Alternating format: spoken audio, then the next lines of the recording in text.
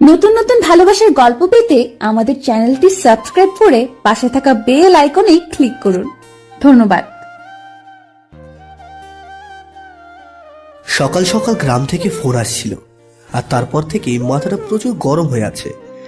Chairman বাড়ির লোকজন নাকি আজকে বাড়ি ঘেরাও করেছে। না, এইভাবে আর চলতে দেওয়া যাবে না। এইবার আমি যাবো গ্রামে। অনেক সহ্য করেছি। আব্বু আমাকে বলেছিল ঝামেলা করতে চায় না, কিন্তু কিছু না বলতে বলতে মাথায় উঠে বসেছে। বন্ধুদের সাথে পরামর্শ করলাম। চল আজকে গিয়ে ওদের শিক্ষা দিয়ে আসি। না দোস্ত, আমি কোনো ঝামেলা করতে চাই না। আর আব্বু আম্মু সহ আমার পুরো পরিবার গ্রামে থাকে।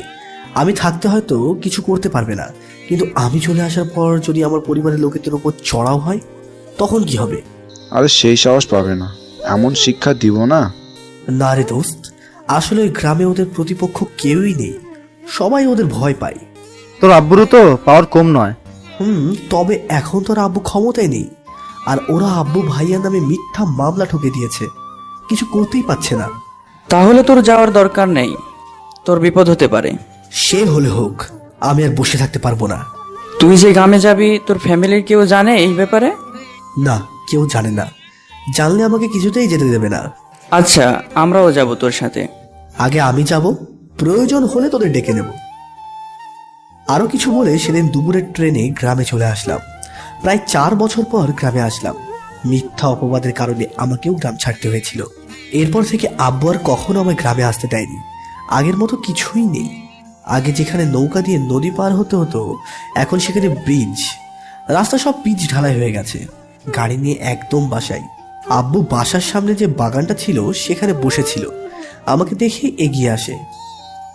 কি রে, তোরা হঠাৎ গ্রামে? আব্বু, ভালো লাগছিল না। যান্ত্রিক শহর কিছুদিনের জন্য বেড়াতে আসলাম। আসার সময় পেলি না, জানিস এখন ঝামেলা হচ্ছে। আব্বু জানি, আর তার একটা সমাধান করতেই গ্রামে আসতে হলো। কি বললি তুই? তুই কবির সাবধান। যেখানে আমরা বড়রা মিলে সাবধান করতে পারছি না, সেইখানে তুই কি না করবি সাবধান? হ্যাঁ আব্বু, করব। তুমি শুধু আমার উপর একটু ভরসা রাখো। আচ্ছা চল, ভেতরে চল। আব্বু আমাকে নিয়ে ভেতরে চলে গেল। সবাই আমাকে দেখে অবাক। সবার সাথে কথা বলে আমি রুমে গেলাম। আমার রুম তো আর আমার রুম নেই, পুরো বিদেশিদের আওতাধীন হয়ে গেছে। মাকড়সা, বিচ্ছু, ব্যাং, আরো কত কি। না, এখন এই রুমে উঠা যাবে না। আমি আব্বু রুমে গিয়ে চেঞ্জ করে কিছু খেয়ে নিলাম। তারপর কাজে লাগলাম। সবকিছু ঠিকঠাক করলাম, কিন্তু রুমের ফ্যান লাইট সব নষ্ট হয়ে গেছে। নতুন করে সব আনতে হবে। না, ওদের সাথে আনলে ভালোই হতো। একটু ফ্রিতে খাটিয়ে নিতে পারতাম। শালারাও অনেক খেয়েছে আমার থেকে। আর এই বাড়িতে থাকা হয় শুধুমাত্র দাদির জন্য। দাদার রেখে যাওয়া এই বাড়ি ছাড়া নাকি সে থাকবেন না। সামনে বিশাল এক দালান আছে, কিন্তু না, সে থাকবে না। আর তার ছেলে মাকে রেখে ওই দালানে থাকবে না। খালি ভাই আর ভাবি থাকে শুধু। দালানে থেকে থেকে বোর হয়ে গেছি। টিনের বেড়া থাকবে, কাঠের জানালা, দক্ষিণা বাতাস আসবে, এই সবের জন্য মনটা ব্যাকুল থাকতো। তাই নিজের জন্য রুমটা পরিষ্কার করতে হচ্ছে। এখন ঘরে বিদ্যুতের ব্যবস্থা করতে হবে। বাসায় নাকি বাড়তি ফ্যান লাইট, মশারি কিছুই নেই। ভাইয়ার বাইক নিয়ে ছুটলাম বাজারের দিকে। সব কিনলাম, কিন্তু নিব কিভাবে? গ্রামে আবার 3 চাকার ভ্যান পাওয়া যায়। আগে তো অনেক ছিল, কিন্তু এখন দেখছি না তো কেন। আমি বাইক রেখে একটু সামনের দিকে গেলাম। বাজারের পাশে ছিল মহিলা। কলেজে মনে হয় ছুটি হয়েছে। একে একে করে সব মেয়ে বের হচ্ছে। একটা পরিচিত হাঁটার ভঙ্গি আমার নজরে এলো। মুখ বাঁধা ছিল, বুঝতে পারছিলাম না এই কি সেই নাকি। আমি একটু সামনে এগিয়ে গেলাম ভালো করে দেখার জন্য। এই সেই অপরাধীর চোখ।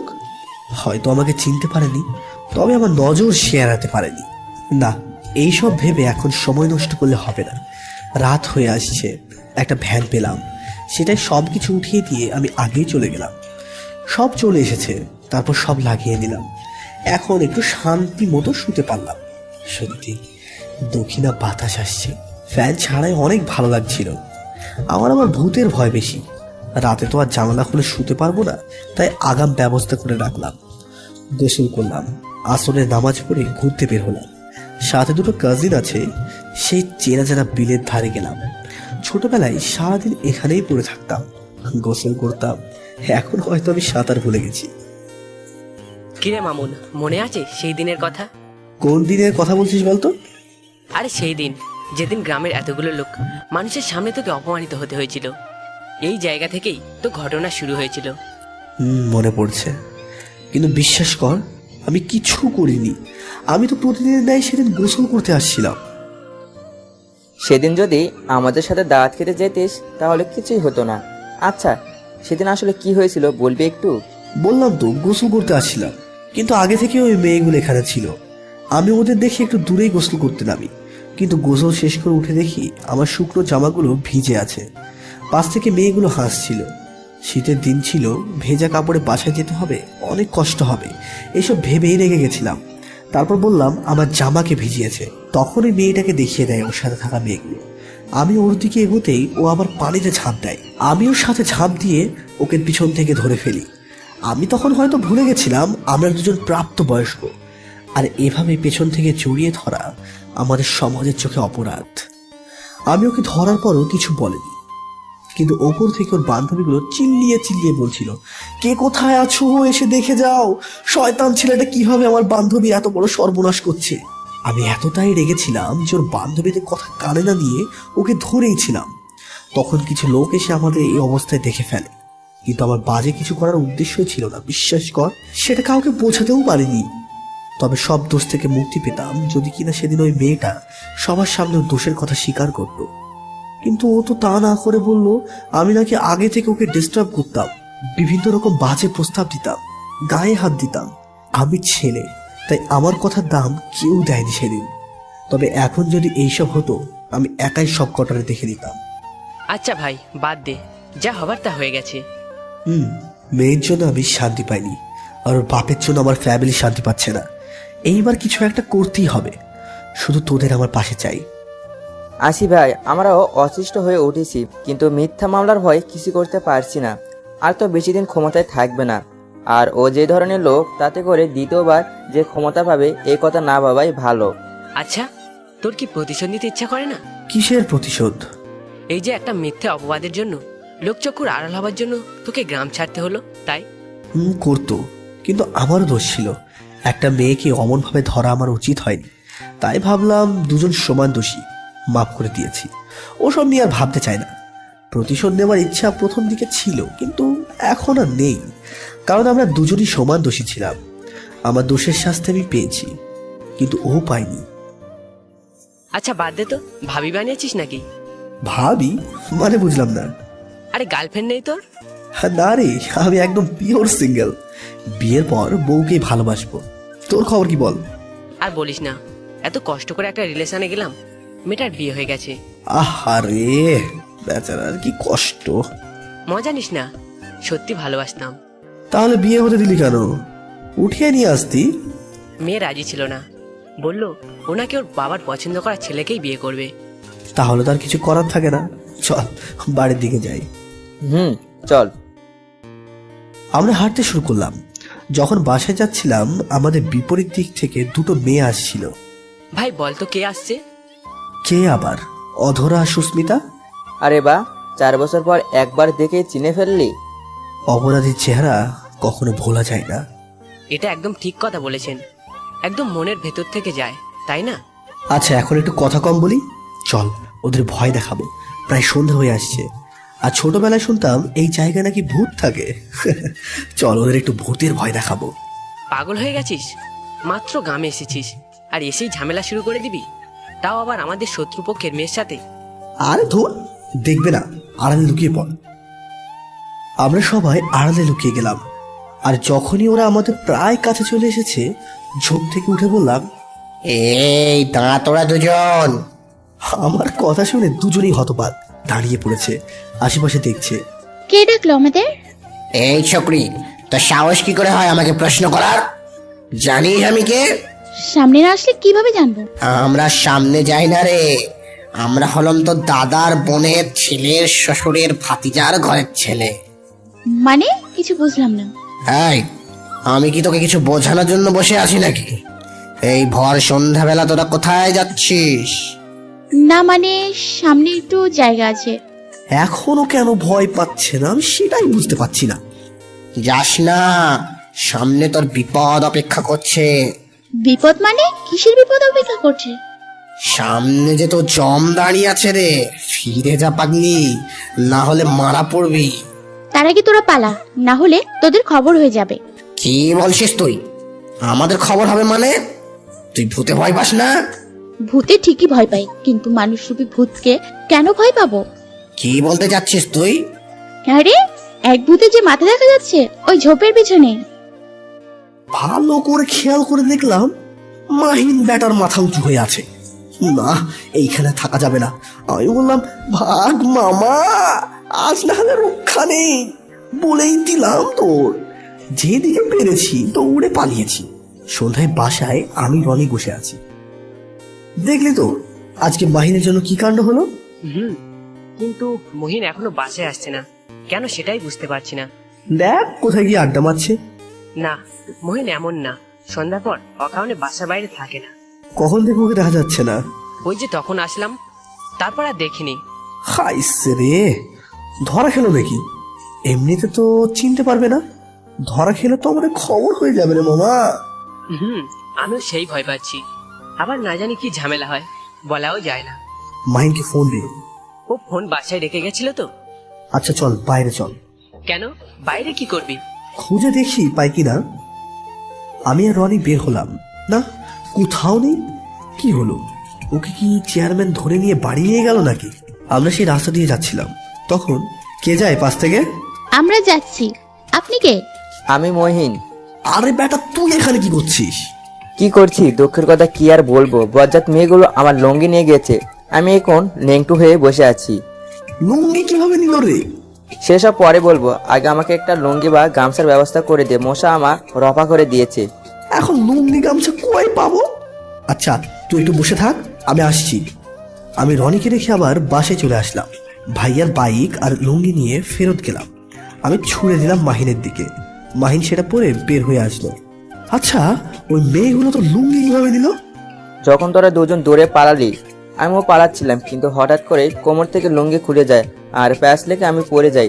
তখন ওই দুজন বজ্জাত এসে আমার লুঙ্গি নিয়ে যায় আর বলে যায়, থাক, এইবার ল্যাংটু ভূত হয়ে খুব আসছিলি আমাকে ভয় দেখাতে।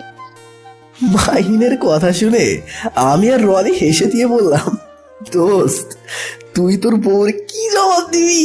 তোর জিনিস তো অন্য কেউ দেখে ফেলেছে। যাই হোক, এখন তো সন্ধ্যা হয়ে গেছে, অন্ধকার নেমে গেছে, তুই বাসায় চলে যেতি। পাগল হয়েছিস? তুই দেখিস নাই রাস্তার বাতি আছে জ্বলছে? আর বাসায় গেলাম, কিন্তু রুমে কিভাবে যেতাম, সবাই তো দেখে ফেলতো। তো আমরা যদি না আসতাম তাহলে তুই কি করতি? ভাবছিলাম কারো মাথায় বাড়ি মেরে তার লুঙ্গি পরে বাসায় চলে যাব। ভালোই ভেবেছিস। তা ওরা কি তোকে চিনতে পেরেছে নাকি? সেটা কি করে বলবো। আচ্ছা চল বাসায় চল। মাহিনকে বাসায় নিয়ে আসলাম। আমি আর রনি সেই তখন থেকে হেসেই যাচ্ছি। এত হাসার কিছুই নেই, দেখলে দেখেছে তো, সমস্যা কি? কিছু তো আর নিয়ে যায়নি। কেন, নিয়ে গেলে কি খুব বেশি খুশি হতি নাকি? আমি সেটা কখন বললাম? না বলিস নাই, তবে তোর কথা শুনে মনে হলোই আর কি। পরদিন আব্বু বাজারে গেছে। হঠাৎ বাসায় খবর এলো চেয়ারম্যানের সাথে নাকি কি ঝামেলা হয়েছে। ভাইয়া খবর পেয়ে বাইক নিয়ে ছুটে গেছে। আমার কথা হয়তো ভুলেই গেছে। আমার রুমে আমি আগে থেকে ছোট একটা টুকরো পাইপের খণ্ড রেখে দিয়েছি। আমি সেটা নিয়েই দৌড় দিলাম। আমার উদ্দেশ্যে উল্টাপাল্টা কিছু হলে আজকে সব কটাকে দেখে নেব।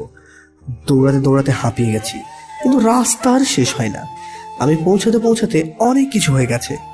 বাবার ভাইয়াকে ঘেরাও করে আছে কজন, সংখ্যায় তেমন কিছু বেশি না। বাবা চেয়ারম্যান বসে আছে। আমি সেখানে গিয়ে বাবার পাশে দাঁড়ালাম। চেয়ারম্যান আমাকে দেখে কিছুটা অবাক হয়েছে হয়তো, কিন্তু সে এইসব দিকে মনোনিবেশ না করে তার কথা চালিয়ে যেতে লাগলো।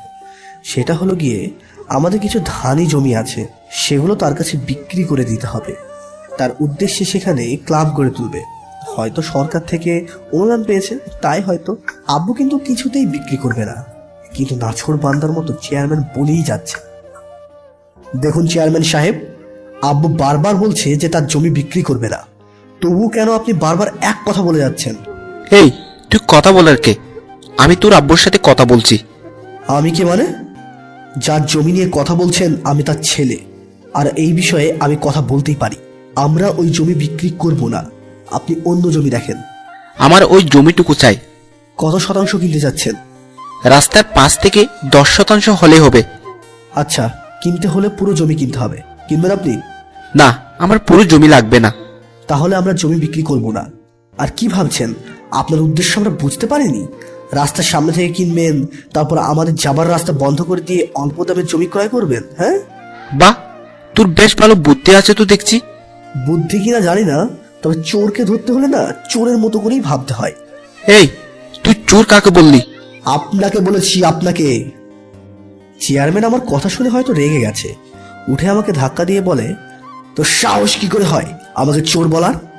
ধাক্কা খেয়ে আমি আর দেরি করিনি, পাইপ দিয়ে যত শক্তি আছে দিলাম চেয়ারম্যানের হাতে বাড়ি।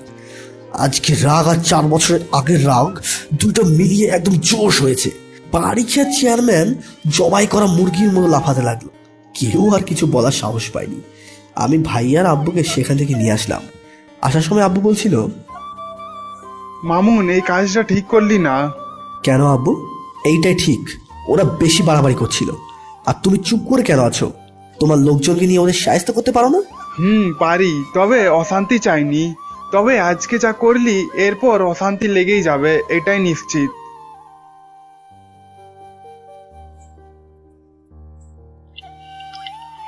মামুন, আজকে যা করলি মনে হয় চেয়ারম্যান সাহেব বসে থাকবে। ও এবার আমাদের পিছে আরো বেশি উঠে বসে লাগবে। আব্বু এত চিন্তা করছো কেন? দেখবো এইবারও কি করতে পারে। আমি আব্বু আর ভাইয়াকে নিয়ে বাসে চলে আসলাম। অনেকদিন পর মনের মধ্যে আলাদা রকমের একটা শান্তি অনুভব করতে পারছি। চাপা রাগ আজ প্রকাশ করতে পেরে হয়তো এত আনন্দ লাগছে।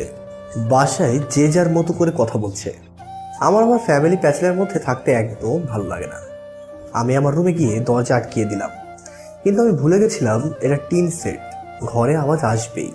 কানে হেডফোন গুঁজে গান শুনতে লাগলাম। বিকেলবেলা আবারও 3 জন মিলে ঘুরতে বের হয়েছি। যতদূর খবর পেয়েছি চেয়ারম্যানের হাত ভেঙে গেছে। বাহ, আমার এত শক্তি! এক বাড়িতেই কেল্লা ফতে করে ফেলেছি। নাকি চেয়ারম্যানের হাত পাট করেছিল, অল্প আঘাতে ভেঙে গেছে।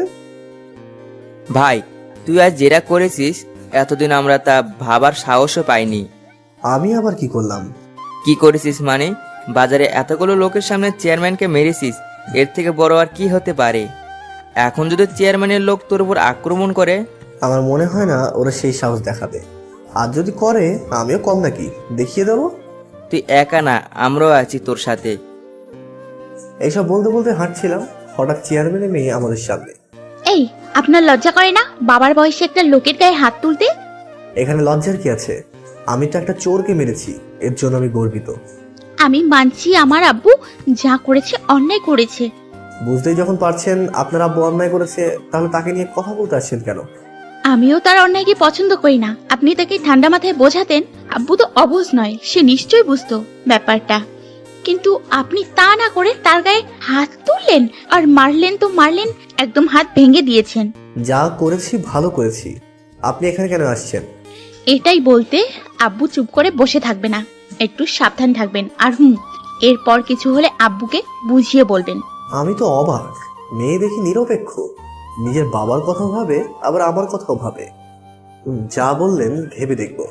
এইবার আসতে ছাড়ুন, সামনে যেতে হবে আমাদের। আচ্ছা, যান তাহলে। অধরে চলে গেল আর আমরাও চলে আসলাম। সত্য, মেয়েটা অনেক ভালো দেখলি। কচু ভালো।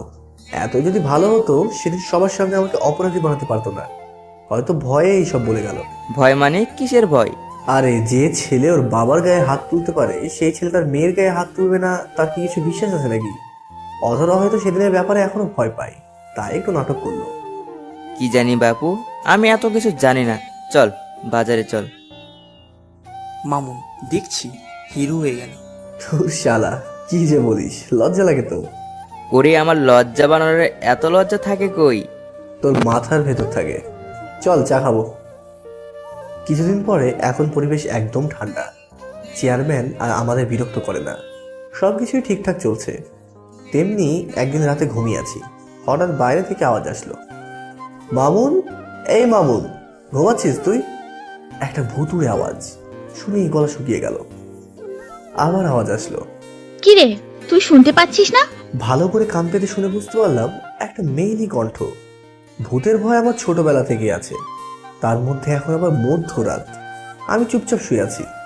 তারপর টিনের মধ্যে আস্তে আস্তে আওয়াজ করতে লাগলো। ভয়ে জামা নষ্ট হয়ে যাওয়ার মতো অবস্থা হয়েছে আমার। কি রে, তুই শুনতে পাচ্ছিস না নাকি ভয়ে চুপ করে আছিস? আমি যদি ঘরে প্রবেশ করি তোর খবর হয়ে যাবে। আমি এবার ভয়ে ভয়ে বললাম, কে আপনি? আমি তোর হবু বউ। শুনেই অবাক, একটা ভূত কি করে আমার বউ হবে? কিন্তু আমি তো এখনো বিয়ে করিনি। বিয়ে তো আমিও করিনি, সেই ছোটবেলা থেকে তোর জন্য অপেক্ষা করে আছি। জানিস তোর আর আমার জন্ম একদিন এক সময় হয়েছিল, কিন্তু ভাগ্য খারাপ, আমি মারা যাই, কিন্তু তোর কিছু হয়নি। এতে আমার কি দোষ? তোর কোনো দোষ নেই, আমাকে বিয়ে করতে হবে তোর। আমাকে বিয়ে না করলে তোর ফ্যামিলির অনেক বড় ক্ষতি হয়ে যাবে কিন্তু। আমি আপনাকে একবার দেখতে চাই, দেখা দিন।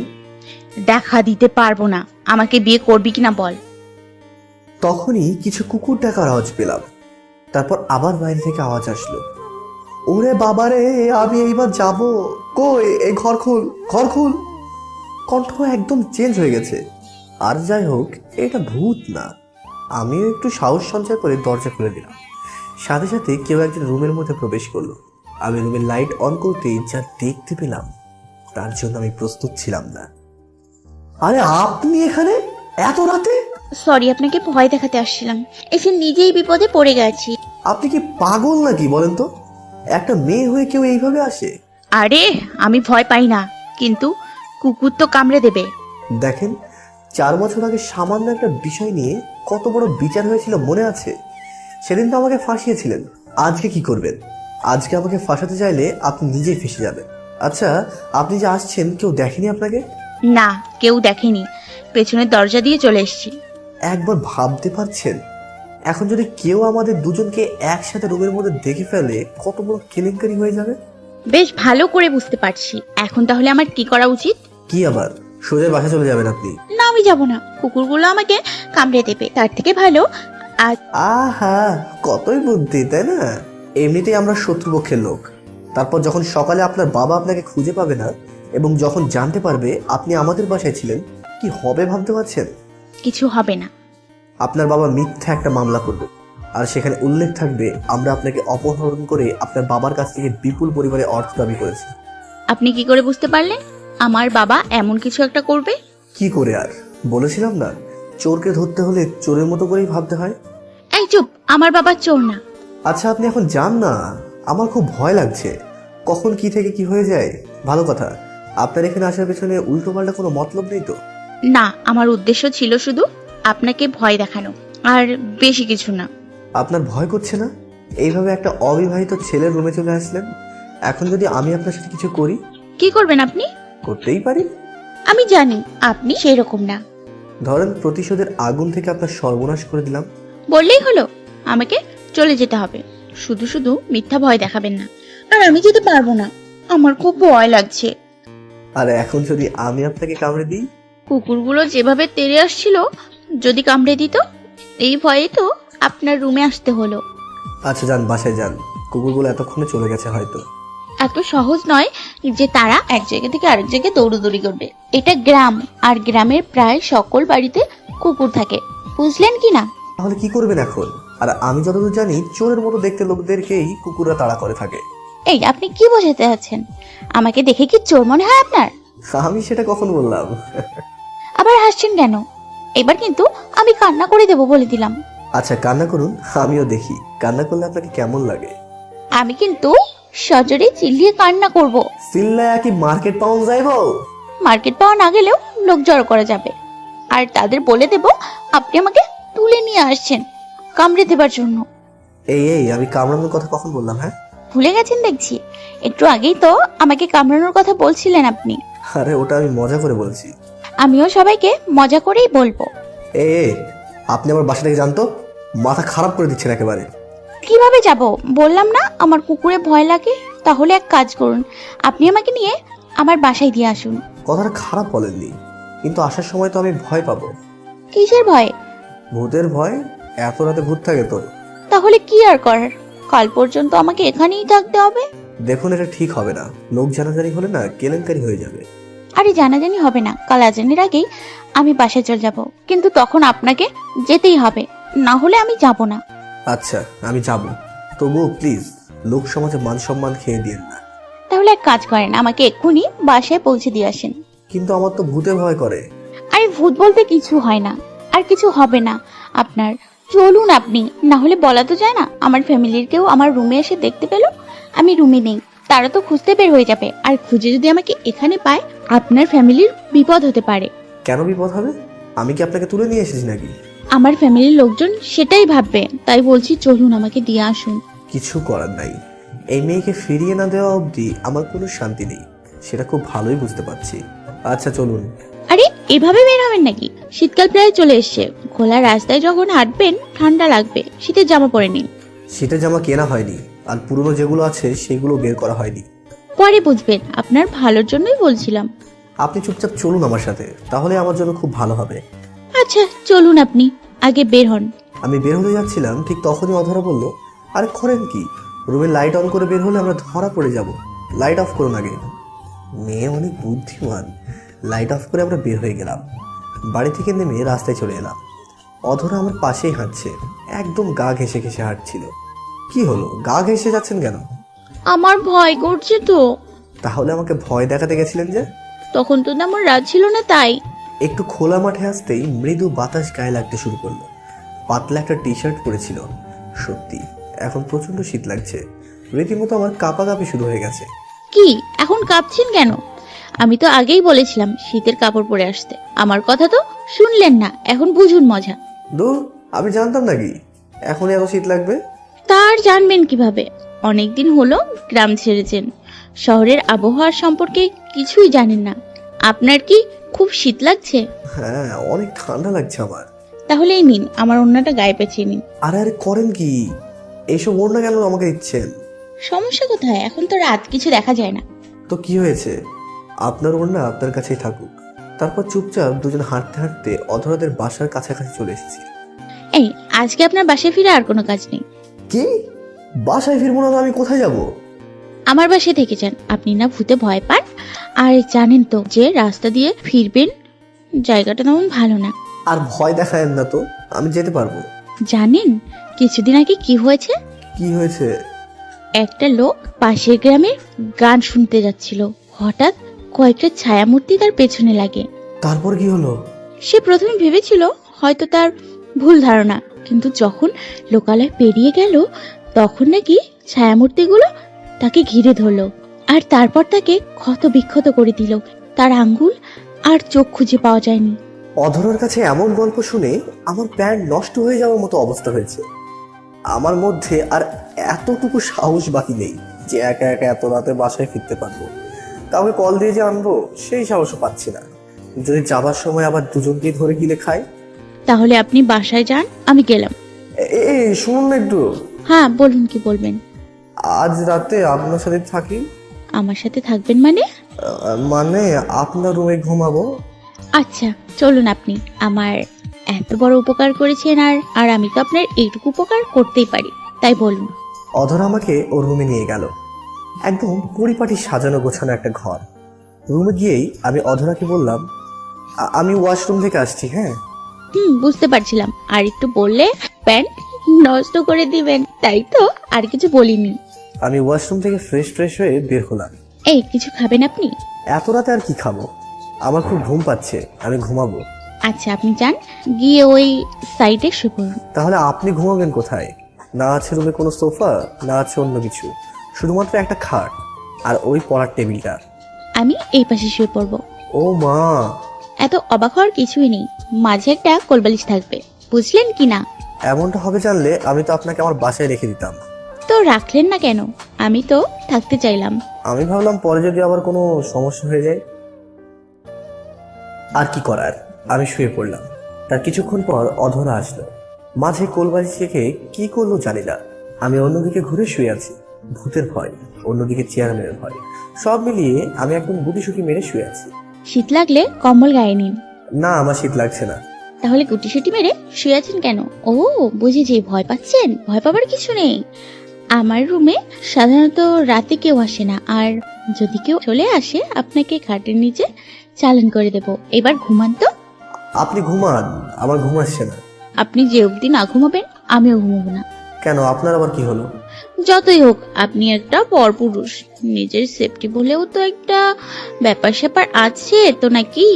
আমাকে কি ওই ধরনের ছেলে মনে হয় আপনার? কিছু মনে করবেন না, ভয় লাগে যদি একা পেয়ে আপনার মধ্যে কোনো কুবুদ্ধি চলে আসে, তাহলে আমার কি হবে? এতই যদি ভাবতেন আজকে আমার বাসায় ভয় দেখাতে যাইতেন না। যা হয়েছে ভুলে যান, এখন একটু ঘুমান প্লিজ। যা কিছু হয়েছে তার সবকিছুই ভুলে যান আর দয়া করে ঘুমান। আমার প্রচুর ঘুম পাচ্ছে। আমি আর কিছু বললাম না, চোখ বুজে ঘুমানোর ট্রাই করলাম। কিছুক্ষণ পর ঘুমিয়েও গেলাম। অনুভব করলাম কেউ আমাকে ধাক্কা দিচ্ছে। আমি চোখ মেলে তাকিয়ে দেখি অধরা আমাকে ধাক্কা দিচ্ছে। কি হলো, ধাক্কা দিচ্ছেন কেন? রাত 3টা বেজে গেছে, আর একটু পর আজান দিয়ে দেবে। যান, উঠে বাসায় চলে যান। এখন অনেক রাত, আর একটু পর যাবো। না হবে না, একটু পর লোকের আনাগোনা বেড়ে যাবে, ধরা পড়লে ঝামেলা হয়ে যাবে। আচ্ছা ঠিক আছে, যাচ্ছি আমি তাহলে। এইটা নিয়ে যান, এখন আরো বেশি শীত লাগবে। একটা চাদর সামনে এগিয়ে দিয়ে, না না লাগবে না, যেতে পারবো আমি। কচু পারবেন, পরে দেখা যাবে। কোথায় না কোথায় ঠান্ডায় কাত হয়ে পড়ে আছে, এটা গায়ে জড়িয়ে নিয়ে যান। আচ্ছা দিন তাহলে। অধরের কাছ থেকে চাদর গায়ে জড়িয়ে নিলাম, তারপর পেছনে দরজা দিয়ে টুক করে বের হয়ে হাঁটা ধরলাম। এখন আর আগের মতো ভয় করছে না। শেষ রাতে তেমন কিছু থাকবার কথা না। আমি গুটি গুটি পায়ে হেঁটে চলেছি। সত্যি চাদর গায়ে থাকা সত্ত্বেও আমার বেশ শীত লাগছে। হাঁটতে হাঁটতে বাসায় চলে এসেছি। এসে রুমে গিয়ে দরজা আটকে ঘুমিয়ে গেলাম। এমনিতেই অত রাতে ঘুমিয়েছি, আবার ডেকে তুলেছে। বাসায় এসে ঘুমিয়ে গেলাম। আবার সকালে ডাকাডাকি শুরু হয়ে গেছে। ভালো লাগে না আমার। কি জন্য যে গ্রামে এসেছিলাম, এখন হাড়ে হাড়ে মজা টের পাচ্ছি আমি। ঘুম থেকে উঠে ব্রাশ হাতে নিয়ে বের হলাম। আব্বুর সাথে এখন নাকি জমিতে যেতে হবে। ব্রাশ করছি আর আব্বুর পিছনে পিছনে হাঁটছি। সব জমিগুলো ঘুরিয়ে ঘুরিয়ে দেখাচ্ছে আমাকে। লাভ কি? আমি কি এসব চাষবাস করবো নাকি? আর এই কাজ কি আমাকে দিয়ে হবে? কিরে, তুই কি কিছু বলছিস?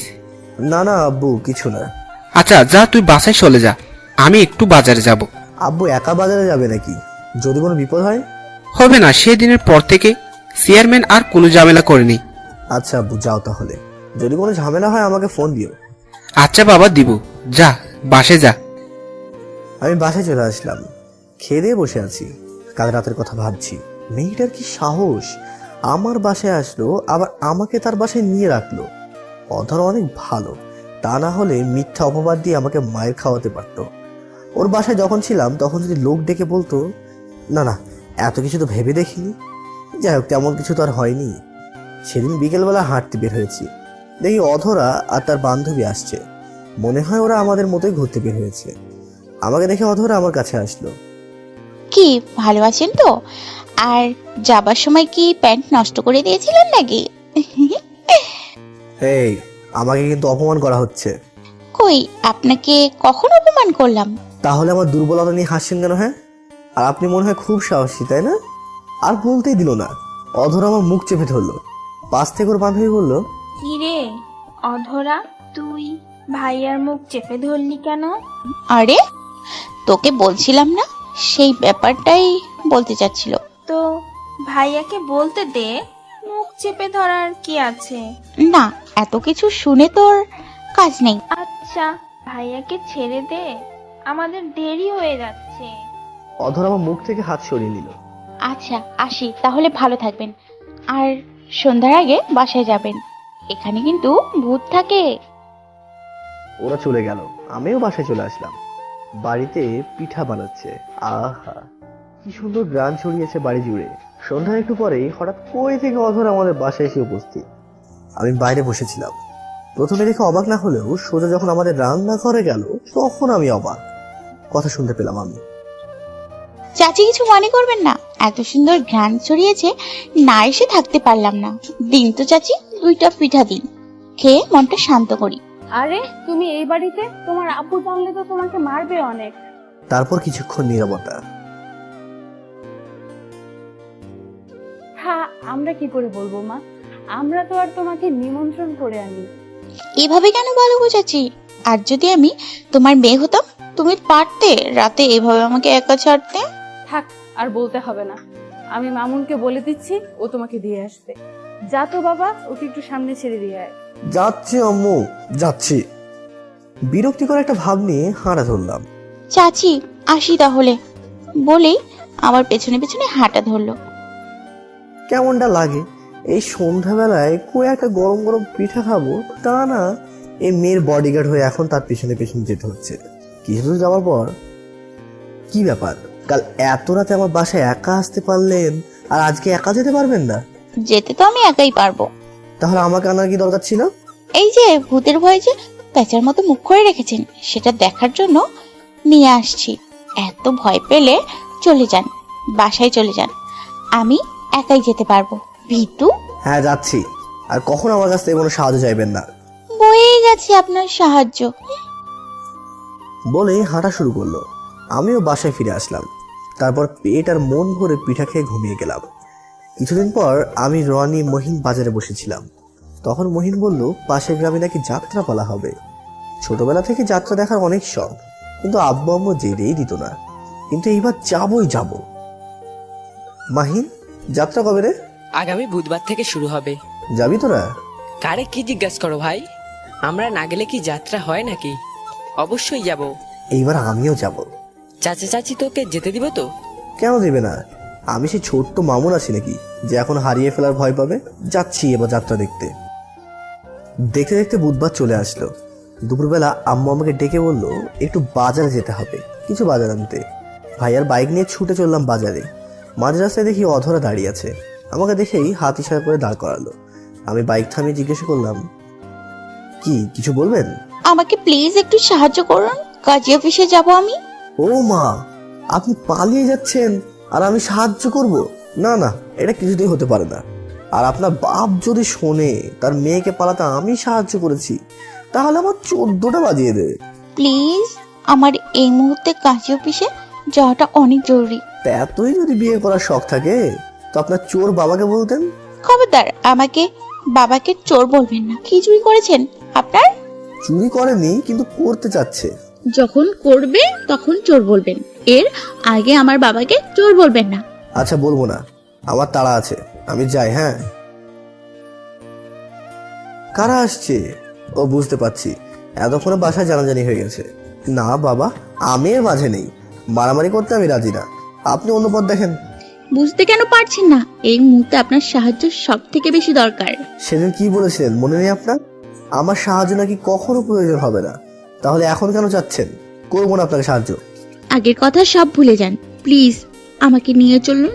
শেষ এইটুকু সাহায্য করুন আমাকে প্লিজ। এরপর আবার কোনো সাহায্য করতে বলবেন না তো? একদম না। আচ্ছা বেশ, উঠুন। অধরা বাইকের পেছনে উঠে বসলো। আমি কাজী অফিস চিনি না, কোথায় এটা? অধরা আমাকে রাস্তা দেখিয়ে নিয়ে যেতে লাগলো।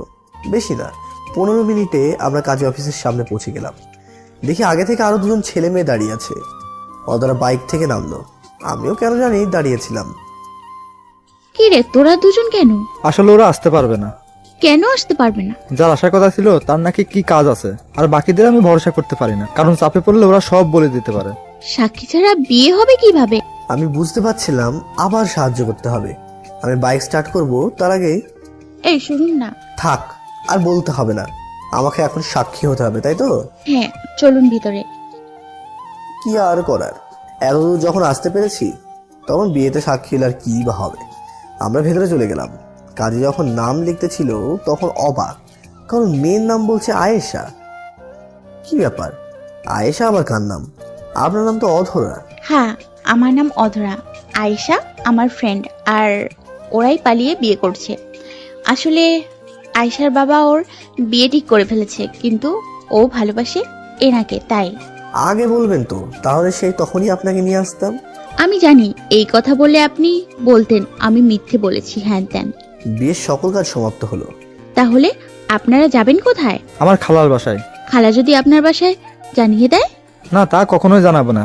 আচ্ছা, তাহলে আপনারা যান। কিন্তু আমার ভয় করছে এক জায়গায়। কিসের ভয়? যদি এখানে অব্দি আসে আর গাড়ি চালকদের জিজ্ঞাসা করে, তাহলে যদি ওরা বলে দেয়। আচ্ছা চলুন, দিয়ে আসি আপনাদের। দিতে যাচ্ছেন, যান। তার আগে আপনার নাম্বার আমাকে দিয়ে যান। কেন? আমার নাম্বার দিয়ে আপনি কি করবেন? তেমন কিছু না, ওদের ঠিকমতো পৌঁছে দিয়েছেন কিনা সেটাই জানবো। জানতে হলে ওদের কাছ থেকে জেনে নেবেন।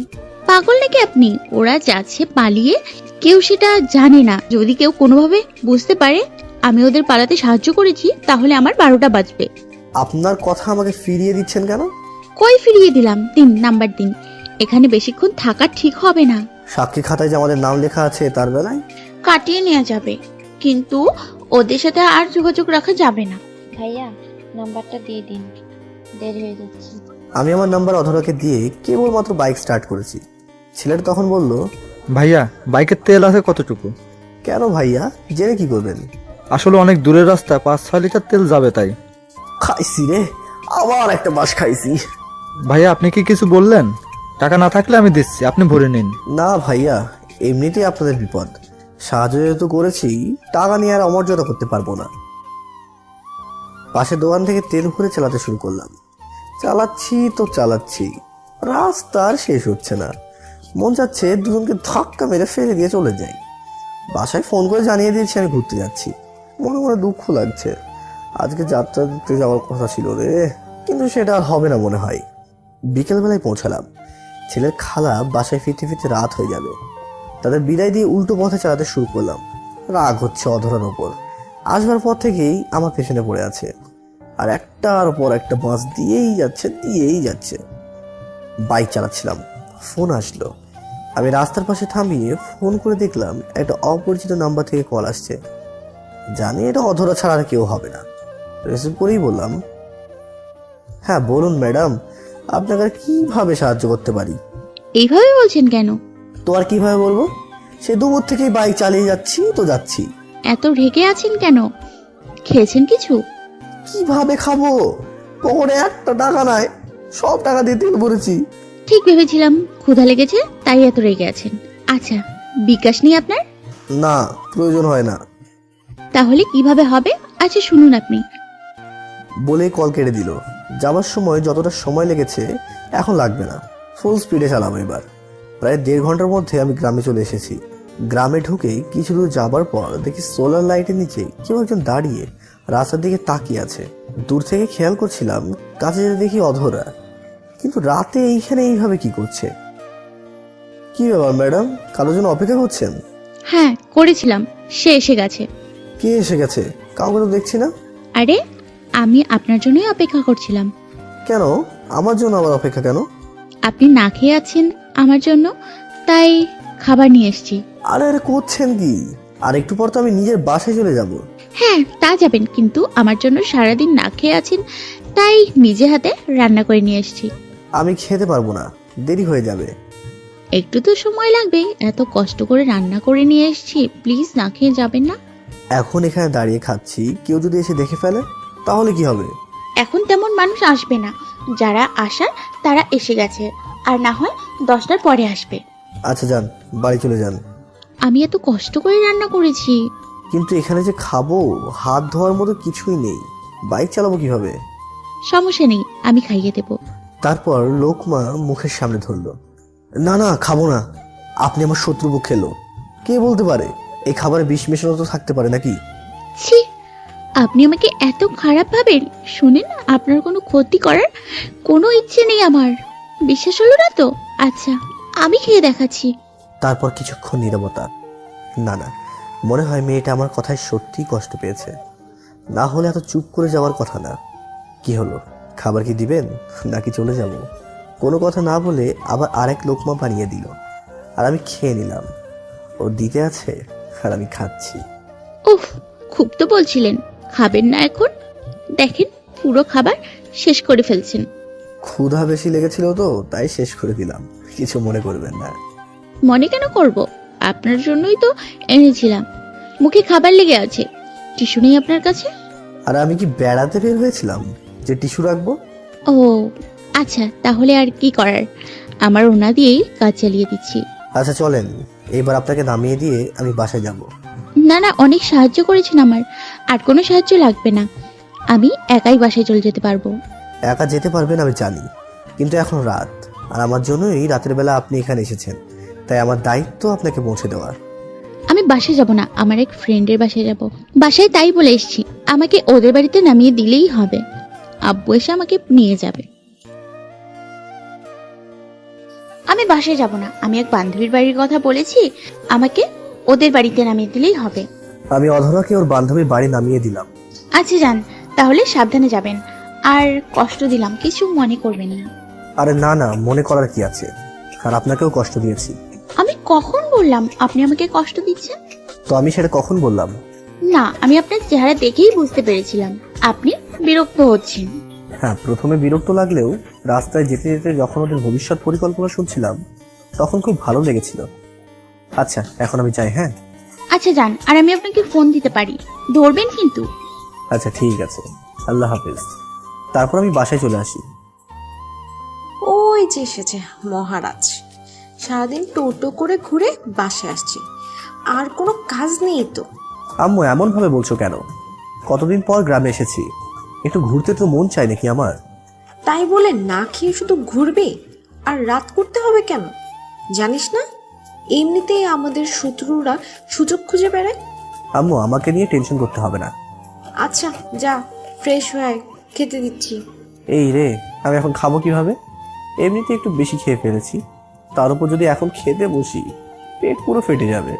কিরে, বিড়বিড় করে কি বলছিস? আসলে আম্মু বাইরে থেকে খেয়ে আসলাম মাত্র। কি খেয়ে এসেছিস তুই? এই তো আম্মু, হোটেল থেকে মাছ দিয়ে ভাত। মিথ্যা বলার আর জায়গা পাস না, তাই না?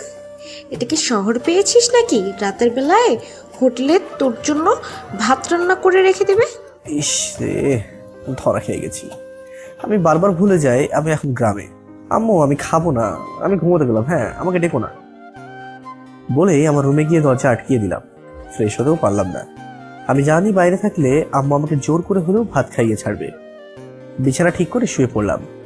মাহিন, রকি ওরা যাত্রা দেখতে গেছে। বাসায় থাকলে আড্ডা দিতে পারতাম।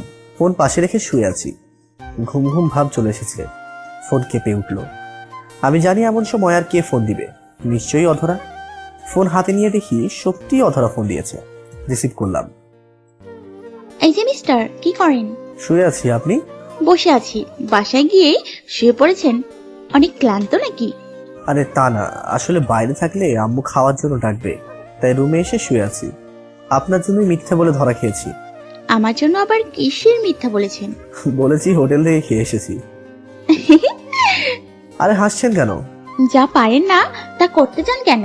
সেই ছোট্টবেলা থেকেই দেখে আসছি, কোনোদিন মিথ্যে বলে কাউকে ধোকা দিতে পারেননি, সব সময় ধরা খেয়েছেন।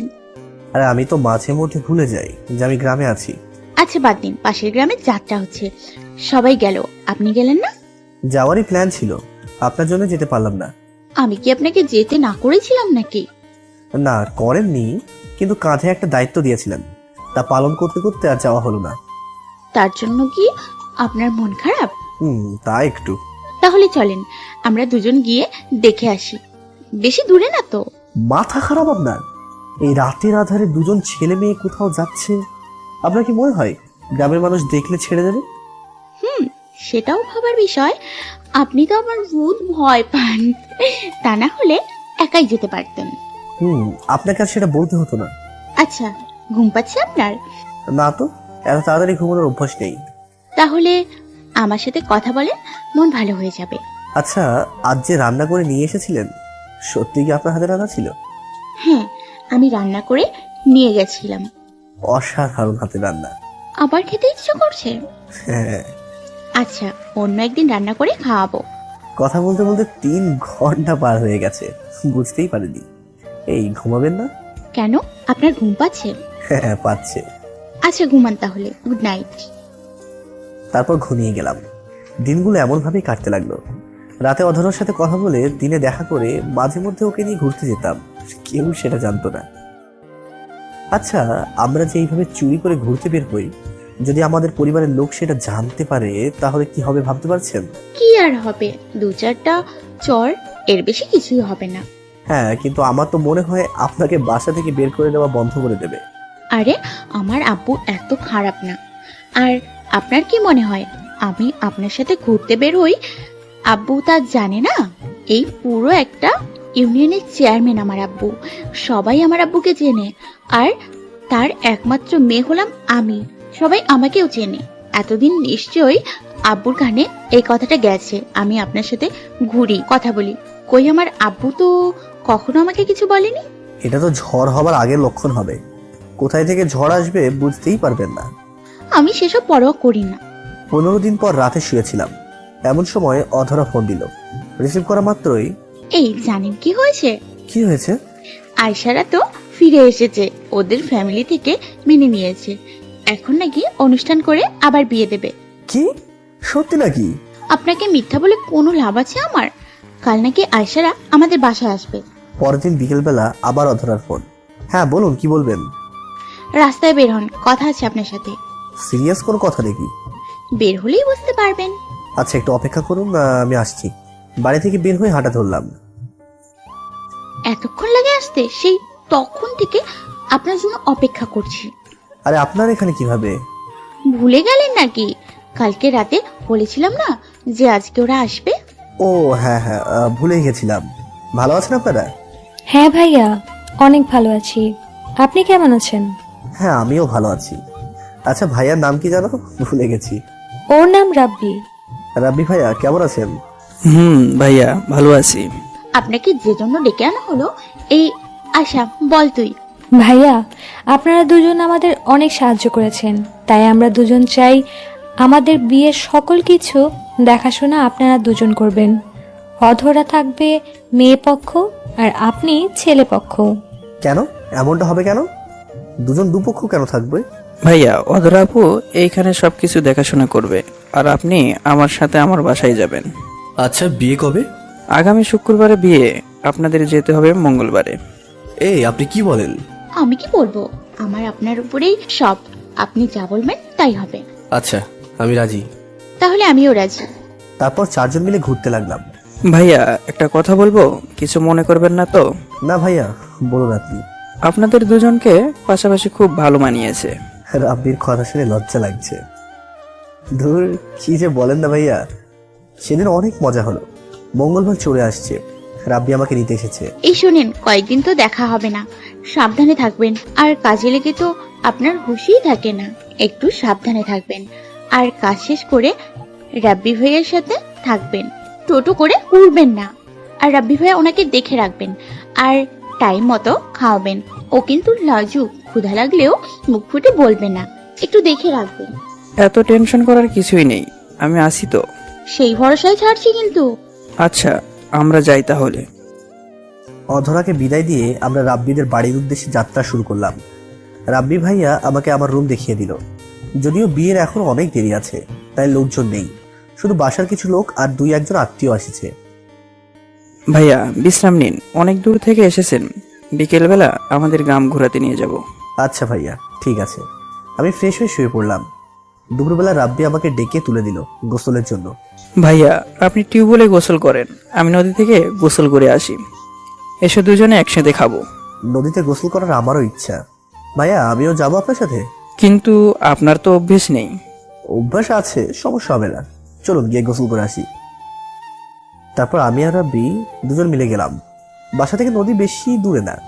সত্যি যতটুকু গেছি গ্রামটা আমাদের গ্রামের থেকে বেশি সুন্দর। অনেকদিন পর নদীতে গোসল করতে নামলাম, বেশ ভালো লাগছে। ভাইয়া বেশি গোসল করতে হবে না, চলুন বাসায়, না হলে ঠান্ডা লেগে যাবে। আর আপনার কিছু হলে অধরা আপু আমাকে ছাড়বে না। চলুন। বাসায় আসবার পর দুজন মিলে খেতে গেলাম। এই বাসার সবাই খুব মিশুক, শুধু আমি মিশুক না, সবার সাথে সহজে মিশতে পারি না। যাই হোক খেতে বসলাম। ভাইয়া কি লাগবে নিয়ে খাবেন, না হলে চাইবেন। রাব্বি আমার প্লেটে খাবার বেড়ে দিল। আমি খেতে শুরু করলাম। যা দিয়েছিল তা সব শেষ করে ফেলেছি। কি হলো ভাইয়া, কিছুই তো নিলেন না? আমার পেট ভরে গেছে। আমি বুঝতে পারছি লজ্জা পাচ্ছেন। আচ্ছা শোনেন ভাইয়া, এটা নিজের ভাষা মনে করে থাকবেন। বলেই আবার আমার প্লেটে খাবার বেড়ে দিল। খেয়ে উঠে দুজন মিলে আড্ডা দিতে লাগলাম। সত্যই ভাইয়া, সেদিন আপনি না থাকলে কি যে হতো। তবুও তো শেষ পর্যন্ত মেনেই নিল। হ্যাঁ, তবে সেদিন আমাদের ধরতে পারলে কিছুতেই মেনে নিত না, উল্টো আয়েশাকে অন্য কারোর সাথে বিয়ে দিয়ে দিত, আর আমি দেবদাস হয়ে যেতাম। আপনাদের রিলেশন কতদিনের ছিল? প্রায় 4 বছরের রিলেশন। তার আগের মাস ওর পিছনে ঘুরতে হয়েছে। ঘাওড়া মেয়ে একটা, যা বলবে তাই করবে। আমার সাহস ছিল না পালানোর। ও আমাকে বাধ্য করেছিল, জানেন কি বলেছিল? যদি না ওকে নিয়ে পালিয়ে যাই তাহলে নাকি আত্মহত্যা করবে। এই কথা শুনে আমার সাহস তরতর করে বেড়ে গেল। আর আমি পালিয়ে গেলাম। আপনাদের কখনো ব্রেকআপ হয়নি? ঝগড়া তো হয়েছে প্রচুর, কিন্তু কখনো ব্রেকআপ হয়নি। একজন আর একজনকে ছাড়া থাকতেই পারতাম না। সেটাই ভালো। আচ্ছা, শপিং হয়েছে নাকি করবেন? কালকে ঢাকা যাব শপিং করতে। আমারও কিছু কেনাকাটা করতে হবে। কালকে সকাল সকাল বের হব। আরো কিছু কথা বলে দুপুর পার করলাম। বিকেলবেলা অনুভব করতে পারলাম আমার ঠান্ডা লেগেছে, কণ্ঠ চেঞ্জ হয়ে গেছে। বলেছিলাম নদীতে গোসল করতে হবে না, আমার কথা শুনলেন না। অধরা আপু জিজ্ঞাসা করলে আমি বলে দিব যে আমি না করেছিলাম, আপনি আমার কথা শুনেন নাই। বিকেলবেলা আমি আর রাব্বি পুরো গ্রাম ঘুরলাম। সত্যি অসাধারণ এক অনুভূতি। রাতে খেয়ে দিয়ে শুয়ে আছি, তখনই অধরার কল। আমি রিসিভ করা মাত্রই, ওই হারামি, গিয়ে আমাকে ভুলে গেলেন? একটা কল দেওয়ার প্রয়োজন মনে করলেন না? ভাবছিলাম আপনি দিবেন, দেননি। পরে ভাবলাম হয়তো ব্যস্ত আছেন, তাই দেননি, তাই আমিও দিইনি। আরে আমার ফোনে ব্যালেন্স ছিল না, এখন আব্বুকে দিয়ে রিচার্জ করিয়ে আপনাকে ফোন দিলাম। আপনার কণ্ঠ এমন লাগছে কেন? মনে হচ্ছে ঠান্ডা লাগিয়েছেন, তাই না? কই না তো, আমি ঠিক আছি। চুপ, মিথ্যে বলবেন না, একদম স্পষ্ট বোঝাই যাচ্ছে ঠান্ডা লেগেছে। কি করে লাগালেন এবার সেটা বলেন। নদীতে গোসল করতে গেছিলাম, মনে হয় তার জন্য ঠান্ডা লেগেছে। আমার ইচ্ছা নদীর পানিতে আপনাকে চুবিয়ে মারতে। নদীর পানি সহ্য হয় না, তবুও কেন গোসল করতে গেলেন? আমার তো অভ্যাস ছিল না, কে জানতো ঠান্ডা লাগবে। ওষুধ খাইছেন? না, কাল পর্যন্ত দেখবো, তারপর আনবো। আর শুনুন, কাল শপিং এ যাচ্ছি। আমার জন্য কি আনবেন? আপনি বলুন আপনার কি লাগবে। শাড়ি লাগবে আমার। আচ্ছা ঠিক আছে। এখন বলেন, খেয়েছেন রাতে? খেয়েছি। আপনি খেয়েছেন? খেয়ে আপনাকে ফোন দিলাম। আর শুনেন, কাল তো মনে হয় সকালেই বের হবেন, তাই না? হ্যাঁ। আচ্ছা, এখন ঘুমিয়ে যান। আর শুনুন, বের হবার আগে আমাকে ফোন দেবেন, ঢাকায় পৌঁছে ফোন দেবেন, শপিং শেষেও ফোন দেবেন। এতবার ফোন কেন দেবো? আমি বলেছি তাই দেবেন। আচ্ছা ঠিক আছে, দেব। এখন ঘুমান তাহলে। তারপর একে অপরকে গুড নাইট বলে ঘুমিয়ে গেলাম। পরদিন খুব ভোরে রাব্বি আমাকে ডেকে তুললো। এনার মনে হয় আর বিয়ে করতে তর্স হয়েছে না, এত সকালে কেউ কাউকে ডেকে তোলে। কিছু বলতে পারলাম না, উঠে দরজা খুলে দিলাম। ভাইয়া গোসল করে নিন। এত সকালে গোসল কেন?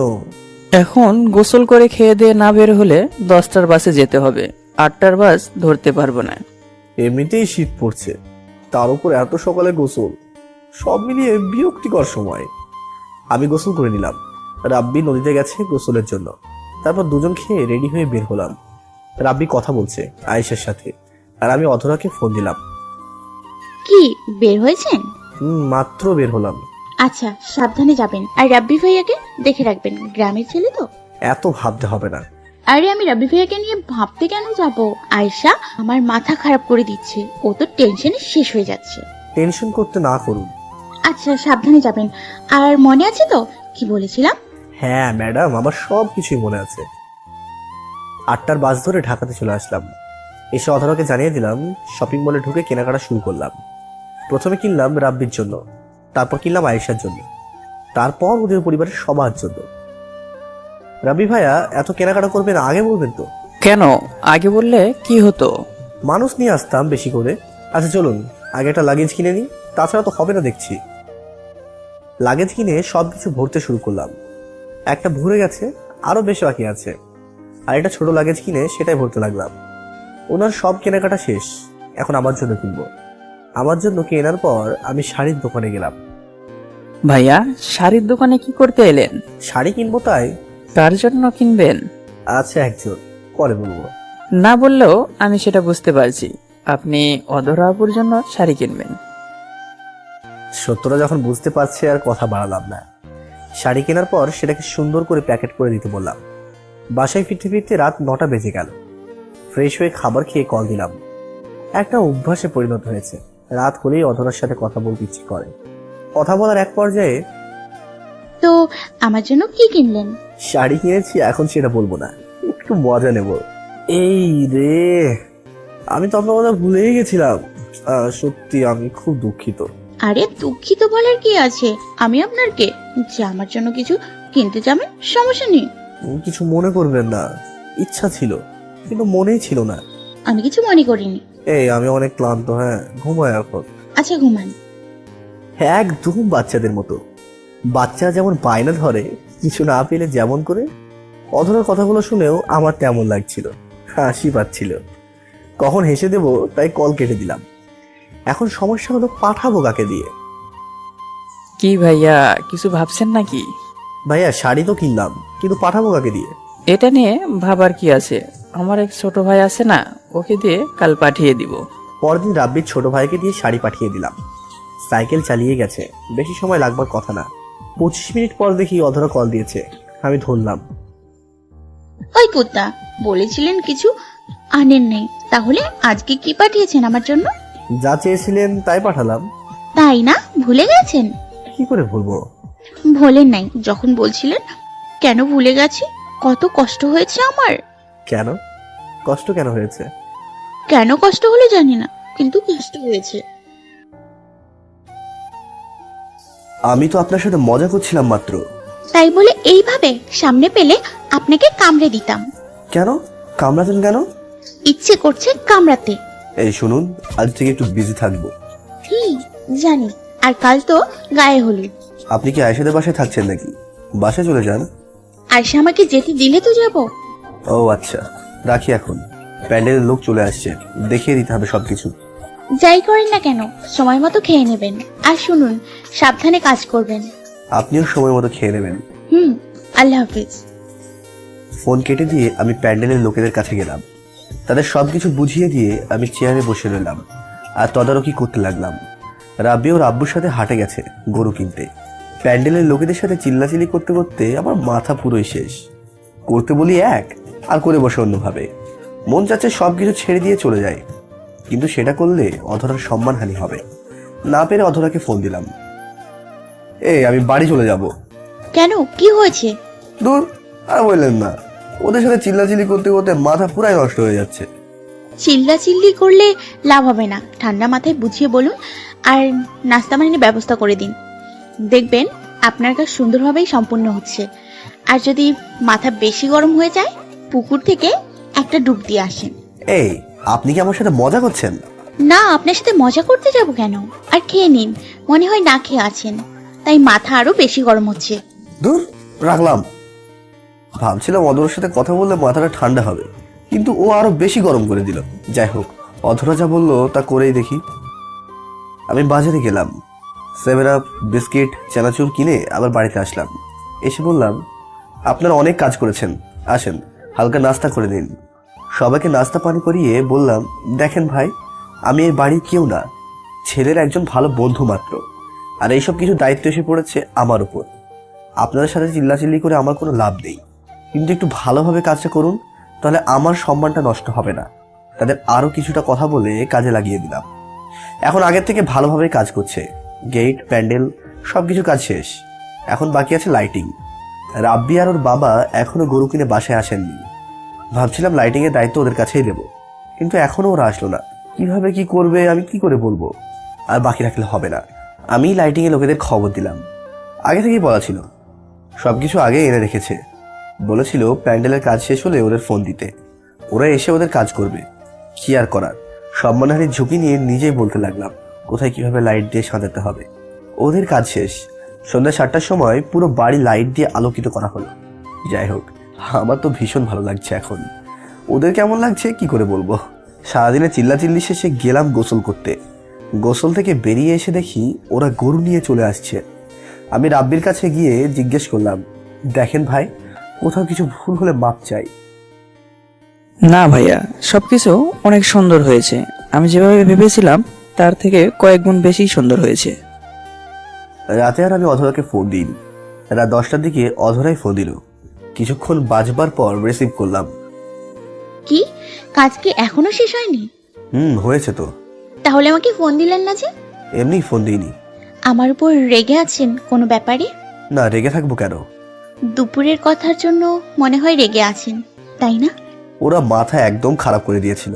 ভাবছিলাম আপনার সাথে কথা বললে আমার ভালো লাগবে, উল্টে আপনিও আমার মাথা খেয়ে দিলেন। সরি, বুঝতে পারিনি। আচ্ছা, খেয়েছেন তো? হ্যাঁ, খেয়েছি। আর রাতে খাবার বেশি হয়ে গেছে। বেশি কিভাবে হয়? আপনি খাবেন আর আপনি যাবেন না? খাচ্ছিলাম তো হঠাৎ রাফির বড় খালা প্লেটে ভাত দিল। না পাচ্ছিলাম কিছু বলতে, না পাচ্ছিলাম উঠে আসতে। এত মানুষের সামনে উঠে আসলে কেমন দেখায় না? সারাদিন তো অনেক কাজ করেছেন, কালকেও অনেক কাজ। আজ ঘুমান। আপনি কি করবেন? আমিও ঘুমোবো। আচ্ছা, তাহলে ঘুমিয়ে যান। পরদিন সকাল থেকেই আয়োজন শুরু। মানুষ আসতে শুরু করেছে। দুপুর গড়াতেই বাড়ি ভর্তি লোক। গ্রামে যদিও গায়ে হলুদ হয় সন্ধ্যায়। কথা ছিল 50 জন যাবে ছেলে পক্ষ থেকে, আর মেয়ে পক্ষ থেকে আসবে 50 জন। কিন্তু দেখা গেল মেয়েই হয়ে গেছে 53 জন। ছেলেদের যাবার আর কোনো উপায় নেই। তাদের সাথে 2 জন পুরুষ গেল। অধরাকে দেখতে ইচ্ছে করছে। থাক, গিয়ে দেখতে না পারলাম, অধরা তো আসবে, তখন দেখে নেব। মেয়ে পক্ষের লোক তখন চলে এসছে। আমি দাঁড়িয়ে সবাইকে শ্যাম্পু দিচ্ছিলাম। সবাইকে দেওয়া শেষ, কিন্তু অধরাকে দেখলাম না যে। ফোন দিয়ে দেখি। ফোন দিলাম। এই কই আপনি? আসলেন না কেন? দূর, আজকে যাব আবার কালকে যাব, এত হাঁটাহাঁটি ভাল লাগে না, তাই একবারে কালকেই যাব। ও আচ্ছা, ঠিক আছে। আপনাদের পক্ষ থেকে না 40 জন মেয়ে আর 10 জন ছেলে আসার কথা ছিল, তাহলে ছেলে মাত্র আসলো কেন? দেখেননি, মহিলা হয়ে গেছে 53 জন, তাই আর ছেলে যায়নি। আপনি আসলেও তো পারতেন। কেউ তো যেতে বললো না, ওই 2 জনকে বলেছে, তাই ওরা গেছে। আপনি তো আমাদের গ্রামেরই, আসলে সবাই ভাবতো মেয়ে পক্ষ। সেটা কিভাবে হয় জানেন না? এখন আমি ছেলে পক্ষের লোক। হ্যাঁ, তা তো বেশ ভালো করেই জানি। আচ্ছা, কাল তো আপনারা আসবেন, গাড়ির ব্যবস্থা করেননি? হ্যাঁ, করা হয়েছে তো। তাহলে ঠিক আছে। কাল আপনি মেয়ের সাথে আসবেন, তাই না? হ্যাঁ, মেয়ের সাথে যাই তো কিছু লোক। পরদিন সবাই বের হচ্ছে। বরের জন্য আলাদা গাড়ি আর লোকের জন্য বাস। আমি বরের গাড়িতে উঠে বসেছি। মেয়ের বাড়ির সামনে চলে এসেছি। গেটে কি হয় সবার জানাই আছে, বললাম না। বিয়ে বাড়িতে সাধারণত বরের জুতো চুরি হয়, কিন্তু এখানে দেখি আমার জুতো নাই। চারিদিকে তাকিয়ে খুঁজতে লাগলাম, কিন্তু জুতোটা কোথাও নেই। অধর আমার কাছে এসে বলল, দেখে মনে হচ্ছে কিছু খুঁজছেন। দেখুন না কি কাণ্ড, আমার জুতো চুরি হয়ে গেছে। ও মা, সে কি, আপনার জুতো চুরি হয়ে গেল? একটু দেখেন না কে নিল জুতোগুলো। জুতা খুঁজে বের করে দিতে পারি যদি আমাকে শাড়ি পরতে সাহায্য করেন। কিন্তু আমি তো শাড়ি পরাতে পারি না। আমি দেখিয়ে নেব, আপনি সেই মোতাবেক করলেই হবে। আগে আমার জুতো এনে দিন। আগে বলুন আমাকে শাড়ি পরতে সাহায্য করবেন। হ্যাঁ, করব। তারপর অধরা চলে গেল। কিছুক্ষণ পর 2টা পিচ্চি মেয়ে এসে জুতো দিয়ে বলল, ভাইয়া, আপু আমাদের সাথে আপনাকে যেতে বলেছে। আমি ওদের সাথে গেলাম। একটা ঘরে ঢুকিয়ে দিয়ে ওরা চলে গেল। তারপর অধরাকে শাড়ি পরতে সাহায্য করলাম। শাড়িতে আমাকে কেমন লাগছে? পুরো একটা নীল পরীর মতো লাগছে। এখন যে আপনাকে পাঞ্জাবি চেঞ্জ করতে হবে। আমি পাঞ্জাবি চেঞ্জ কেন করব? আর আমি বাড়তি পাঞ্জাবি সাথে আনিনি। আমি এনে রেখেছি, এই নিন, এটা আপনার। নীল পাঞ্জাবি কেন? আপনি আমাকে নীল শাড়ি গিফট করেছেন, আর আমিও রিটার্ন করলাম। তাড়াতাড়ি করে চেঞ্জ করে নিন, ওদের বের হওয়ার সময় হয়ে গেছে। আচ্ছা, চোখ বন্ধ করুন, চেঞ্জ করছি। তারপর চেঞ্জ করে আমরা বের হলাম। মেয়ে নিয়ে আমরা বের হচ্ছি। ওদের গাড়িতে উঠিয়ে দিয়ে আমি উঠতে যাব, ঠিক তখনই। এই, আপনি গাড়িতে না আমার সাথে বাসে যাবেন? কেন বাসে কেন? এতগুলো অপরিচিত মানুষের সাথে যেতে আমার ভয় লাগে। আচ্ছা, ঠিক আছে, চলুন। অধরাকে নিয়ে বাসে উঠলাম। প্রায় সবাই হাঁ করে তাকিয়ে আছে। আমি আর অধরা পাশাপাশি বসলাম। ছেলের বাসায় আসার পর রাতে নাচ গানের অনুষ্ঠান। আমি আর অধরা আবার পাশাপাশি বসে আছি। ও রূপটি ও আলাদা থাকবে না, কাউকে চেনে না, কে কি বলবে তাই। কয়েকজন নেচে যাবার পর এক পিচ্চি এলো নাচতে। নাচ শুরু করবার পর, দেখুন না পিচ্চি কত সুন্দর করে নাচতেছে, মনে হচ্ছে। এইভাবে কাছে গিয়ে আমার পাঞ্জাবি ধরে টেনে এইভাবে গালে একটা উম্মা দেয়। আমার গালে একটা চুমু দিয়ে, চুমু খেয়ে তো আমার সারা শরীর ঠান্ডা হয়ে যাচ্ছে। এটা কি হলো? আমাকে এইভাবে চুমু দিলেন কেন? আসলে বুঝতে পারিনি, আমি এত উত্তেজিত হয়ে গেছিলাম। বলেই অধর উঠে দৌড়ে দিল। আমার লজ্জা লাগছে, কেউ কি চুমু দৃশ্য দেখে ফেললো নাকি? আমি চারপাশে একটু চোখ বুলিয়ে নিলাম। না, সবাই নাচ দেখতে ব্যস্ত, বেঁচে গেছি আমি নাচ দেখতে লাগলাম। যখন চুমু দিলেও মনে হলো ঠান্ডা একটা পরশ পেলাম। এখনো সে জায়গাটা ঠান্ডা লাগছে। অনেকক্ষণ বসে থাকার পর আর ভালো লাগছিল না। আমি উঠে চলে গেলাম। রাব্বি ভাইয়া ওনার বন্ধুদের সাথে বসে আছে। এখন আর ওখানে যাব না। আমি আমার রুমে গেলাম। রুমে আরো 2 জনকে থাকতে দিতে হয়েছে। তারা কেউ এখন রুমে নেই। কোথাও ভালো লাগছে না। বারবার শুধু সেই মুহূর্তের কথাগুলো মনে পড়েছে।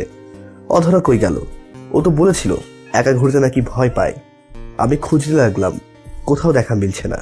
মনে হয় আয়েশের সাথে আছে। যা ভেবেছিলাম ঠিক তাই, আয়েশের সাথেই বসে আছে। আমাকে দেখেই মাথা নিচু করে ফেললো। মনে হয় খুব বেশি লজ্জা পেয়েছে। আমারও একটু লজ্জা লাগছে। এই, আপনি তখন উঠে চলে আসলেন কেন? এমনি আয়শা এখানে একা ছিল তাই।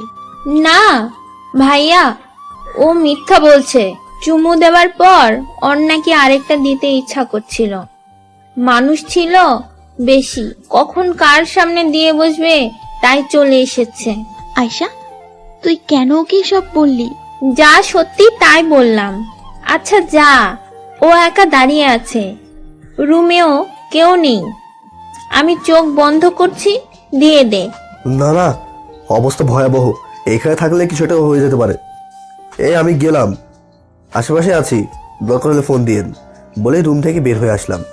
কি বজ্জাত মেয়ে রে বাবা। বাইরে নিরিবিলি জায়গায় একটা চেয়ার নিয়ে বসে আছি অনেকক্ষণ ধরে, ভালো লাগছে বেশ। অধরা ফোন দিচ্ছে। হ্যাঁ বলুন, কি বলবেন? কই আছেন আপনি? কোথাও পাচ্ছি না যে। বাড়ির দক্ষিণ পাশে খালি জায়গায় চেয়ার নিয়ে বসে আছি। আচ্ছা থাকুন, আমি আসছি কয়েক মিনিট পর। আর কত চাঁদ দেখবেন? এইবার একটু আমার দিকে নজর দিন। আপনার দিকে নজর দিলে তো আপনি লজ্জা পাবেন, চোখ নামিয়ে নেবেন। মোটেও না, নজর দিয়েই দেখুন না। আচ্ছা ঠিক আছে বলেই অধরার দিকে তাকালাম। অধরা আমার দিকে তাকিয়ে আছে, কারো চোখে পলক পড়ছে না। শেষে আমি হেরে গেলাম। কি পারলেন না তো? তখন তো আপনি লজ্জা পাচ্ছিলেন। না, একটু লাগছিল। আচ্ছা, শাড়ি পরে থাকবেন নাকি? না, চেঞ্জ করব। তো এখন তো করেননি কেন? একটা কাজ বাকি আছে তো। কাজ? কি কাজ বাকি আছে? একটু উঠে দাঁড়ান, বলছি আমি। আমি উঠে দাঁড়ালাম। অধরা আমার পাশে এসে দাঁড়িয়ে সেলফি তুলতে শুরু করলো। আমিও কিছু বললাম না। ভালোই লাগছে অধরার স্পর্শ। আমার মনে দুষ্টুমি বুদ্ধি ঘুরপাক খাচ্ছে। নিজেকে অনেক কষ্টে সামনে রেখেছি। কি হলো, আপনাকে এমন লাগছে কেন? সোজা হয়ে দাঁড়ান, শেষে একটা সেলফি তুলব। আমি সোজা হয়ে দাঁড়ালাম। অধরার ঠোঁট আমার গালের সাথে স্পর্শ করে একটা ছবি তুলল। কি ব্যাপার, এইভাবে ছবি তুললেন কেন? আমার ইচ্ছে হলো তাই। চলেন গিয়ে ঘুমোবেন, অনেক রাত হয়ে গেছে। আর একটু থাকি না? না, আর এক সেকেন্ডও না। চলেন বলে আমার হাত ধরে টানতে টানতে বাড়িতে নিয়ে আসলো। তারপর আমাকে রুমে ঢুকিয়ে ও চলে গেল। রাত অনেক হয়েছে। আমি পাঞ্জাবি পাজামা খুলে টি শার্ট গায়ে দিলাম, তারপর দিলাম এক ঘুম। পরদিন ঘুম থেকে উঠে দরজা খুলে বের হলাম। আজকেই বাড়িতে খাওয়া দাওয়া হবে, অনেক লোক আছে। আমি ব্রাশ হাতে নিয়ে বাইরের দিকে যাচ্ছিলাম। সবাই হাঁ করে আমার দিকে তাকিয়ে আছে, কিন্তু ব্যাপার কি সেটাই তো বুঝতে পারছি না। একজন বলেই বসলো, কি ভাই, বাসর কি রাব্বি ভাইয়ার হয়েছে নাকি আপনার? মানে কি বলতে যাচ্ছেন আপনি? ভাই, ঘরের ব্যাপার ঘরে রাখাই ভালো, সবাইকে দেখিয়ে লাভ কি? কি দেখালাম ভাই, আজব তো। আপনার গালে দেখেন লিপস্টিকের দাগ লেগে আছে। তার কথা শুনে কাল রাতের ঘটনা মনে পড়ে গেল। অধরা কালকে কি করেছিল? ইস, মান সম্মান সব শেষ। বলেই দিলাম এক দৌড়ে নদীর পাড়ে চলে এসেছি। ব্রাশের মধ্যে যে টুথপেস্ট ছিল আঙুল দিয়ে উঠিয়ে গালে লাগিয়ে ধুয়ে নিলাম। বজ্জাত মাইয়া, কিস দিবি ভালো কথা, লিপস্টিকের কি দরকার ছিল? আমার মান সম্মান সব খেয়ে নিল রে। বাসায় আসার পর সবাই আমাকে দেখে হাসছিল। আমি তো লজ্জায় শেষ। সবাই তো জানে আমার বউ নেই, আর আমি এখানে একা এসেছি। সবাই হয়তো ভাবছে এখান থেকে কোনো মেয়ে পটিয়ে তার সাথে অকাম কুকাম করেছি। অধরাকে খুঁজতে লাগলাম। অনেকক্ষণ খোঁজাখুঁজির পর দেখলাম এক ঝাঁক মেয়ের মধ্যে বসে আছে। আমি সেখানে যেতেই মেয়েগুলো বলল, আপু দুলা ভাই আপনাকে খুঁজতে খুঁজতে এখানে চলে এসেছে, যান গিয়ে শুনে আসুন কি বলে। মেয়েগুলো আমাকে দুলো ভাই বললো করি যাবে, সেটাই তো মাথায় ঢুকছে না। অধরা আমার কাছে এসে, কি হলো, কিছু বলবেন? পরে বলছি, তার আগে বলুন মেয়েগুলো আমাকে দুলা ভাই বললো কেন? কিছু মনে করবেন না, আমি ওদের বলেছি আপনি আমার হবু স্বামী। কি? আবার বলেন তো কি বলছেন? আপনি আমার হবু স্বামী তাই বলেছি। এত বড় মিথ্যে কথা! হায় আল্লাহ, কেন বলেছেন? কি করব, বিয়ে বাড়ির ছেলেগুলো এত ফাজিল, মেয়েগুলোকে দিয়ে প্রপোজ পাঠাচ্ছিল। আমি আপনাকে দেখিয়ে বলেছি আমার বিয়ে ঠিক হয়ে গেছে আর উনি আমার হবু স্বামী। কিছু মনে করবেন না, নয়তো ওই ছেলেগুলো আমাকে অনেক ডিস্টার্ব করতো। আচ্ছা, করব না, কিন্তু আপনার জন্য তো আমার মান সম্মান সব গেল। আসলে বুঝতে পারছিলাম না কি বলবো, আপনাকে দেখে মনে হলো তাই। আরে সেই ব্যাপার না, কাল যে চুম্মা দিলেন না, ঠোঁটের লিপস্টিক আমার গালে লেগেছিল, সবাই দেখে হাসাহাসি করছে। ধুর, এতে সম্মানহানির কি আছে? কি নেই তাই বলেন? সবাই জানে আমি অবিবাহিত, আমার বউ নেই, আর আমি একা এসেছি এখানে। একা এসেছিলেন এইটুকু ঠিক আছে, কিন্তু সবাই এটাও জানে আমি আপনার হবু বউ। সো এত লজ্জা পাবার কিছু নেই। বুক ফুলিয়ে হাঁটুন। আরে আরে করেন কি? বুক উঁচু করছেন কেন? আপনি না বললেন বুক ফুলিয়ে হাঁটতে? কথার কথা বলছি। আর কি সব পরে আছেন, যান গিয়ে ভালো জামা পরেন। কেন, এটা কি ভালো না? সাদা টি শার্ট একদম বাজে লাগে। লাগুক, আমি এটা পরেই থাকবো। এখন গিয়ে এই টি শার্ট চেঞ্জ না করলে চুম্মা দিয়ে এই টি শার্ট মার্কা করে দেব, এই বলে দিলাম। দেন, আপনি তো আমার হবু বউ, সবার সামনে চুম্মা দিতে পারলে আমি কেন নিতে পারবো না? সত্যি দেব কিন্তু। তো আমি কি মিথ্যা দিতে বলছি নাকি? চারপাশে দেখছেন কত লোক আছে। লোকজন আমি ভয় পাই নাকি? আচ্ছা, এত ঘাউড়া কেন আপনি? আপনি ঘাওড়া, আপনার বাপ ঘাওড়া। এখানে আমার আব্বু কি করলো? আমার আব্বু বলেছে সে জমি বিক্রি করবে না, তবুও কেন আব্বুর পেছনে পড়ে আছে? আচ্ছা বাদ দিন, আজকে দুপুরে আমরা সবাই নদীতে গোসল করতে যাব। আচ্ছা ঠিক আছে, যাব। দুপুরবেলা সবাই বের হচ্ছে, অধরা আমাকে ডেকে নিয়ে গেল। ছেলে কম মেয়ে বেশি। যাওয়ার সময় সবাই বলা বলি করে যাচ্ছিল নদীতে গঙ্গা মা আছে, সে নাকি মাঝে মধ্যে মানুষ ধরে নিয়ে যায়। গ্রামে এমন অনেক কাহিনী আছে, মুরব্বীদের কাছ থেকে শুনেছি, কিন্তু নিজে কখনো প্রত্যক্ষ করিনি। নদীর পাড়ে চলে এসেছি। আপনি এখানে বসে থাকুন, আমরা গোসল করে আসছি। কেন আমি বসে থাকবো কেন? আমি কি গোসল করবো না? হ্যাঁ অবশ্যই করবেন, তবে বাসায় গিয়ে টিউবওয়েলে। না, আমি নদীতেই গোসল করব। চুপচাপ এখানে বসে থাকুন, নয়তো ওই যে দেখছেন গাছের ডাল, ওটা দিয়ে ঠ্যাং ভেঙে দেব। কি করব? হবু বউ বলে পরিচয় দিয়েছে, একটু একটু কথা শুনতেই হয়। আমি পাড়ে গালে হাত দিয়ে বসে আছি আর ওদের গোসল করা দেখছি। সবাই কত আনন্দ করছে, আর আমি হঠাৎ সবাই অধরা অধরা বলে চিৎকার করছে আর বলছে ভাইয়া অধরাকে তো দেখাই যাচ্ছে না। আমিও ভালো করে নজর বুলিয়ে দেখলাম, না কোথাও নেই, একটু আগেই তো ছিল। আর এখন নদীতে পানি বেশি, কিছু না ভেবে দিলাম এক ঝাঁপ। খুঁজতে খুঁজতে নদীর মাঝে চলে গেছি।